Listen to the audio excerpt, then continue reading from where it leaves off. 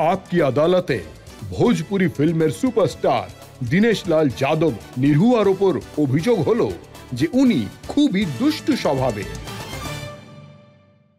দীনেশ লাল যাদব জি, নিরহুয়া জি, দেখুন আপনার ছোটবেলার কথা আমি শুনেছি। সিঙ্গার হওয়ার শখ ছিল, আর শখ এমন ছিল যে মোষের ওপর বসে আপনি ঘন্টার পর ঘন্টা গান গাইতেন। সত্যি কথা স্যার। আপনি যেটা বললেন যে আমি মোষের উপর বসে অনেক ঘন্টার পর ঘন্টা গান করতাম, আসলে আমি ছোটবেলায় আমি ঘোড়াতে বসতে চেয়েছিলাম। কারণ জানি না কেন ছোটবেলা থেকেই আমার মনে হতো যে আমি হলাম রাজা, কিন্তু বাড়িতে তো ঘোড়াই নেই। তো আমি তাহলে কেমন রাজা? এ কেমন রাজ পরিবারে জন্মেছি আমি? তো ঘোড়াই নেই, তাই ঘোড়া যখন নেই অন্ততপক্ষে মোষ তো আছে।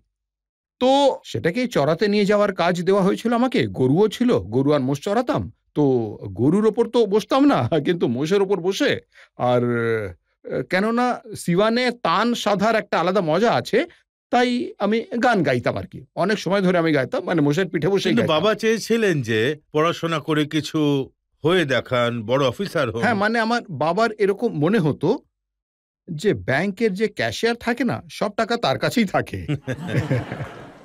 তা উনি আমায় বলতেন যে, "তুই খুব মন দিয়ে পড়াশোনা কর আর ব্যাংকের ক্যাশিয়ার হয়ে যা।"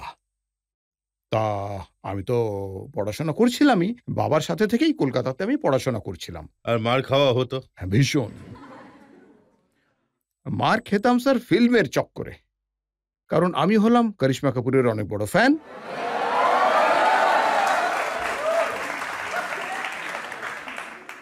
উনার এমন কোনো ফিল্ম ছিল না, যার ফার্স্ট শো আমি দেখিনি। যখনই রিলিজ হতো আমি স্কুলে থেকে পালিয়ে একবার তো আ আমি আর্মি ক্যাম্প থেকেও পালিয়ে দেখেছিলাম।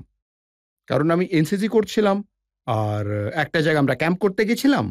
আর জানতে পারলাম যে আজ করিশ্মা কাপুরের ফিল্ম রিলিজ হচ্ছে। সেদিন শুক্রবার ছিল। আমি ভাবলাম আমি যদি না দেখি তাহলে জীবনের একটা রেকর্ডই ভেঙে যাবে। তো আমি সেখান থেকেও পালিয়ে যাই উনার ফিল্ম দেখতে। আর সত্যি বলছি যে এমন ভালোবাসা ছিল যে বাড়ির দেওয়ালের সব দিকে উনার ছবি টাঙিয়ে রাখতাম আমি। এবার বাবা যখন ভগবানের পূজা অর্চা করতেন, তখন অল্প ধোঁয়া ওদিকেও যেত। তখন উনি খুব বকতেন, "আরে কি এসব তুই কি লাগিয়ে রেখেছিস, হ্যাঁ? এদেরকেও আমি ধূপকাঠি দেখাবো নাকি?" তখন আমি বাবাকে বলতাম যে, "দেখাও, দেবী মনে করে দেখাও, কোনো সমস্যা নেই।" তো খুব মার খেতাম আরকি। তো আজও কি সেই মারের কথা মনে আছে? স্যার এখন তো ব্যাপারটা হলো যে মানে আ আমি যখন ঘুমিয়ে পড়ি, তখন স্বপ্নে এসে উনি মারেন। আর আমার মনে হয় যে উনি মারছেন, তাড়া করে, করে মারছেন। কিন্তু আপনি দুষ্টুমি করা এখনো ছাড়েননি। ওই যে কথায় বলে না স্যার, বাঁদর যতই বুড়ো হয়ে যাক লাফ মারা ছাড়ে না।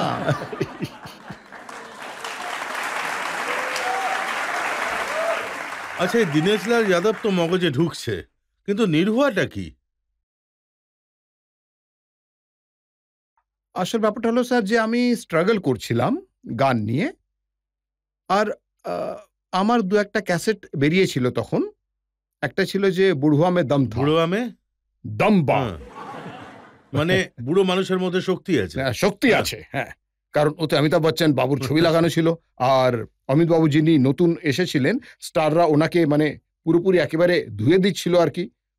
তাই বুড়োয়া মে দম বা এই ক্যাসেটটা বেরিয়েছিল। তারপর আরেকটা ক্যাসেট বেরিয়েছিল, মালাই খায় বুড়োয়া। আর লোকজন খুব পছন্দ করেছিল। বৃষ্টির পর বিহারে আমার একটা অনুষ্ঠান ছিল। আর আমরা বিহারে অনুষ্ঠান করতে যাচ্ছিলাম তো মানে প্রচুর ভিড় ছিল। মনে হচ্ছিল কোনো মেলাতে ফেঁসে গেছি, আমরা হয়তো পৌঁছতে পারব না। আর ঐদিকে পাবলিক যারা ছিল তারা ডাকতে লাগলো। আমি বললাম, "ভাই ওদিকে ডেকো না, আমার অনুষ্ঠান আছে, আমাকে যেতে দাও।" বলল, "না এইখানেই আপনার অনুষ্ঠান। আর এটা কোনো মেলা নয়, এরা সবাই আপনাকে দেখতে এসেছেন।" আর সবাই চেঁচাচ্ছে যে, "নিরহুয়া সটল রহে।" আর যেদিকে যাচ্ছিলাম স্যার, সেদিনের পর থেকে সবাই নিরহুয়া, নিরহুয়া বলতে লাগলো। আর আমারও খুব অদ্ভুত লাগতো যে আমার নাম তো দীনেশ লাল যাদব, আমাকে নিরহুয়া কেন বলছেন?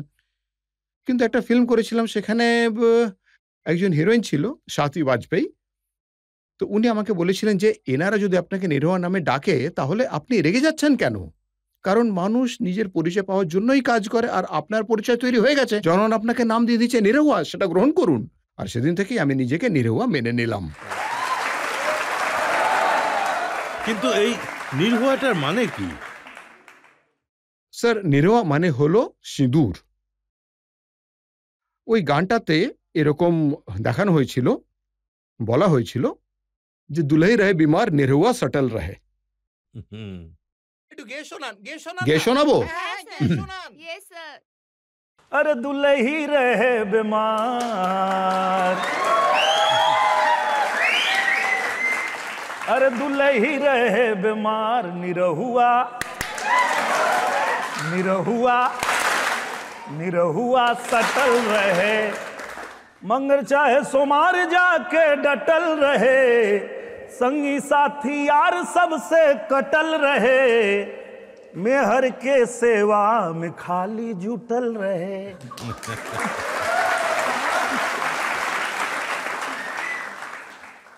তা আমার মনে হয় যে অ্যালবামটা এই জন্য হিট হয়েছিল স্যার, যে প্রতিটি স্ত্রীর এরকমই স্বামী দরকার, যে বন্ধু বান্ধবের সঙ্গে পার্টি করবে না, নিজের স্ত্রীর খেয়াল রাখবে, নিজের স্ত্রীর সেবা করবে, যদি সে অসুস্থ হয় তাহলে তার খেয়াল রাখবে। আর হয়তো সেই জন্যই যে মা বোনেরা রয়েছেন তাদের মধ্যে আমি খুব ফেমাস হয়ে গেলাম। তারা আমাকে এরপরে নিরহুয়া নাম দিয়ে দিলেন। আপনি নির্ভয়া নামে ফেমাস হলেন, অ্যালবাম চললো, লোকজন দেখলো, কিন্তু গাজীপুর থেকে বম্বে? সেটা খুবই মুশকিল সময় ছিল স্যার। গাজীপুর হলো গিয়ে আমার জেলা, আর গাজীপুরে একটা শো ছিল। শোতে যে কোনো অনুষ্ঠান শুরু হওয়ার আগে প্রথমে দেবীর গান গাওয়া হয়, মায়ের আরাধনা করা হয়, সরস্বতী মানে বন্দনা করা হয়। আর আমি যে ওই বন্দনা শুরু করতাম, ওই পাবলিকদের মধ্যে থেকে একজন লোক এলেন আর বললেন, বন্ধ করো, নিরহুয়া সটল রহেগা। তো আমি বললাম, ঠিক আছে দাদা, সেটা তো সারা রাত ধরেই গাবো, আগে মায়ের বন্দনা করে নিতে দিন। বলেন, না, একদম করতে দেব না। আমি বললাম, দাদা, আমি যদি বন্দনা না করে তাহলে এগোতে পারবো না। আর উনি একদম জেদ ধরে বসলেন, আমার কলার ধরে ফেললেন। আর যখন কলার ধরেছেন তো আমিও হলাম আহিরের ছেলে, ভেতর থেকে আহির জেগে উঠলো, আর ওকে তুলে আছাড় মারলাম।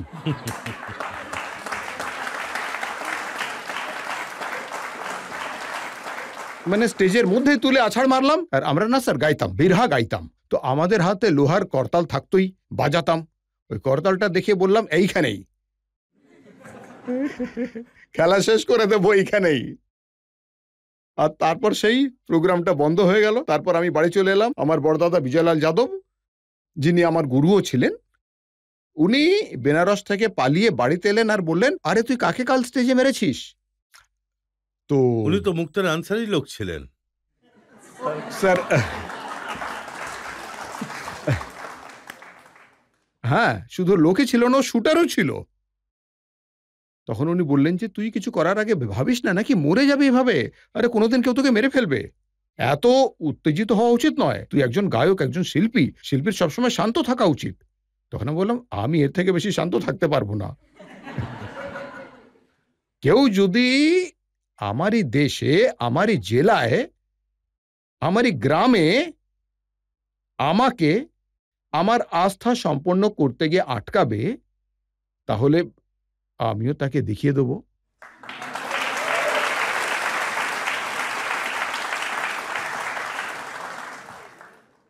দাদা বললেন যে, তুই এখানে থাকার যোগ্য নস, চল যা, এখান থেকে যা। আমি বললাম যে, কোথায় যাব? উনি বললেন যে, যা, মুম্বাই চলে যা। তারপর এত ভালো অনুষ্ঠান চলছিল, সবকিছু হচ্ছিল, সবকিছু ছেড়ে ছুড়ে দিয়ে আমিও মুম্বাইতে চলে এলাম। আর মুম্বাইতে যাওয়ার তো স্বপ্ন ছিলই, মুম্বাইতে পৌঁছতেই হবে একদিন একদিন। তখন সুযোগও পাচ্ছিলাম, তো মুম্বাই এলাম। তারপর সেখানে ফাইট শিখলাম, ডান্স শিখলাম, সবকিছু শিখে তারপর আমি ফিল্মে চান্স পেলাম। আর আপনি ফিল্মও করলেন, নির্ভয়া রিক্সাওয়ালা। কোনো ডন হতে পারতেন। ঠিকই বলেছেন আপনি, ওই সময় আমি ডনের স্ক্রিপ্টও পাচ্ছিলাম আর কি। কিন্তু আমি এটা বেছে নিয়েছি যে আমি হলাম একজন অভিনেতা, আমি অভিনয় নিয়ে খুব একটা কোর্স করিনি আর কি। তা আমাকে দেখতে ডন মনে হবে কিনা সেটা আমি জানি না, কিন্তু রিক্সায় বসলে রিক্সাওয়ালা তো মনেই হবে আমায়। আর মানুষের মনে হয়েছিল যে রিক্সাওয়ালাই। আর ওই ফিল্মটা যেটা ছিল, সেই ফিল্মটাই আমার সুপারস্টার বানিয়ে দেয়। এই কথাটা সত্যি যে জনগণ আপনাকে প্রচুর ভালোবাসা দিয়েছে, আপনার এতগুলো ফিল্ম হিট হয়েছে, কিন্তু আমি তো এটাও শুনেছি যে আজও যখন আপনি শুটিং করেন তখনও দুষ্টুমি করেন, কাউকে হয়তো গাছের সঙ্গে বেঁধে দেন। স্যার উপায় থাকে না, তাই বানতেই হয়। মানে আমি স্টেজে ওকে মারা ছাড়া উপায় ছিল না, আছাড় মারা ছাড়া উপায় ছিল না, আর গাছের সঙ্গে বাঁধা ছাড়া উপায় ছিল না। স্যার আমাকে সুযোগ দিন, তারপর আমি বলবো, তখন আপনিও বলবেন যে ওনাকে বাধাটা দরকার ছিল। তখন আমরা শুটিং করছিলাম, আর প্রচুর ভিড় থাকে, কিন্তু সবাই শান্ত হয়ে দেখে, হ্যাঁ, কেউ ডিস্টার্ব করে না। তাদের মধ্যে একজন মানুষ আছে যে বিরক্ত করবেই। সে হঠাৎ করেই এরকম করতে লাগলো, আর আপনারা যেরকম হাসলেন সেরকমই সমস্ত পাবলিক হাসতে শুরু করলো। তখন আমার ডায়লগ নষ্ট হয়ে গেল, আমরা করতেই পারছি না। আর বললাম কি করা যায়। মানে তখন আমি বললাম যে ওনাকে ডাকো। ডেকে আনা হলো। আমি বললাম অ্যাক্টিং করবে? বলে হ্যাঁ দাদা, এই জন্যই তো আমি কখন থেকে করছিলাম, আপনি তো লক্ষ্যই করছিলেন না। তখন বললাম এসো। একটা কাজ করো ভাই, ওনাকে গাছের সঙ্গে বেঁধে দাও তো। গাছের সঙ্গে বাঁধা অবস্থায় থাকাটা হলো আপনার সিন, আর আমি এই দিক থেকে ফাইট করতে আসবো আর আপনাকে বাঁচাবো। তো ওকে গাছের সঙ্গে বেঁধে দেওয়া হলো, আর আমরা শান্তিতে শুটিং সারলাম। ও ওখানেই বাঁধা অবস্থায় ছিল। জনতা থেকে দু একটা প্রশ্ন আমরা নিতে পারি। আজকাল ভোজপুরি ফিল্ম ইন্ডাস্ট্রিতে নাম্বার 1 কে নিয়ে পবন সিং আর খেসারি লালের মধ্যে ঝামেলা বেঁধে রয়েছে, আর লড়াইও চলছে। নিরহুয়া কাকে নাম্বার 1 মনে করেন? আমি দু ভাইকেই এই কথাটা বলেছি যে নাম্বার 1, নাম্বার 2 আর নাম্বার 3 তো নিরহুয়ার নামে বুকিং করা আছে। 4 আর 5 এর জন্য ওদের লড়াই করা উচিত।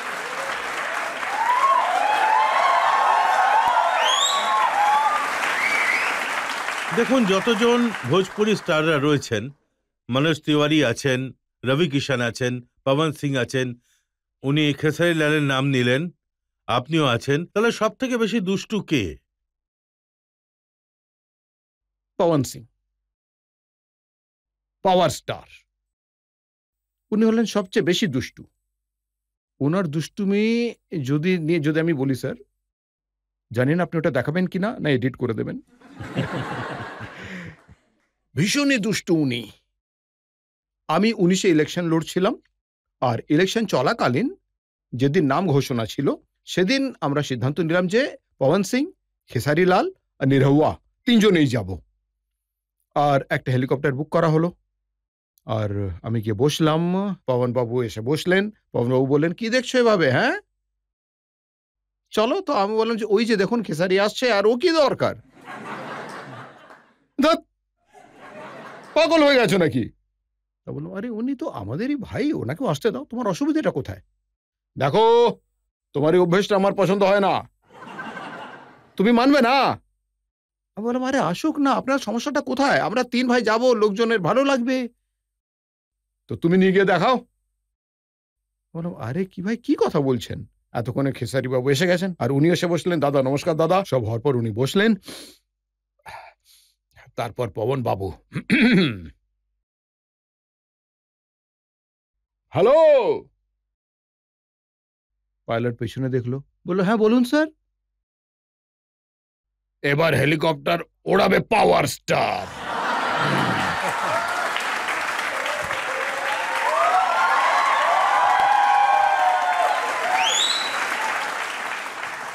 খেসারিবাবু বলছেন, আরে আরে দেখুন তো না, আমি এই জন্যই বলেছিলাম যে ওনাকে নিয়ে যাচ্ছেন, তাই আমি যাব না। হ্যাঁ, দাঁড়ান, তুমি টেনশন নেবে না, আমি বোঝাচ্ছি। আরে উনি ভাই, কেন এমন করছো? পবনবাবু তুমি শান্ত হয়ে বসো। আরে ভয় পাচ্ছিস কেন রে? আমি হেলিকপ্টার ওড়াতে পারি। খেসারি বলেন, দেখুন ভাই, আমি বলেছিলাম না যে ওনাকে বারণ করুন। হ্যালো,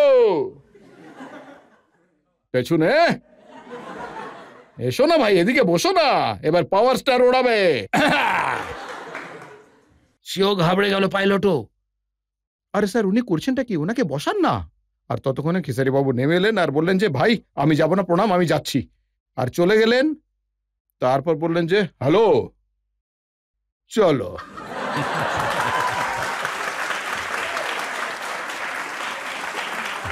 তা ওনার মতো দুষ্টু বুদ্ধি আর কারো মাথায় নেই, ভীষণ দুষ্টু বুদ্ধি আছে ওনার।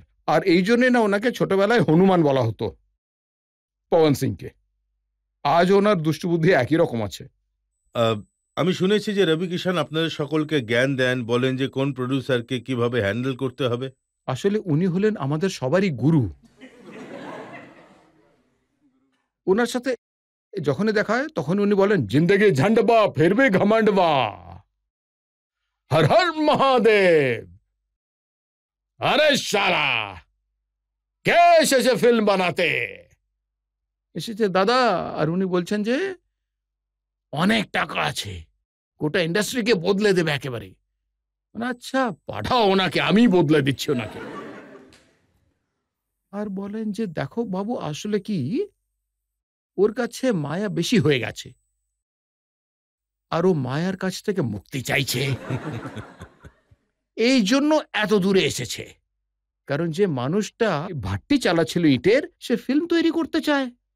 বুঝতে পারছো? বুঝতে পারছো না? তুমি দেখতে পাচ্ছ না? আমি বললাম না দাদা, বুঝতে পারছি, দেখতেও পারছি।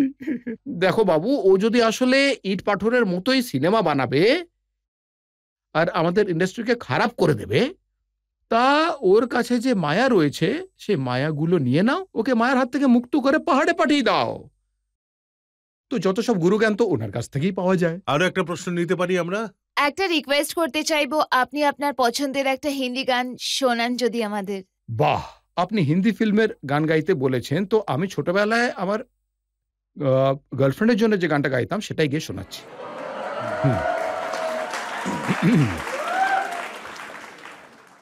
আর সে একদম আপনার মতোই সুন্দরী ছিল।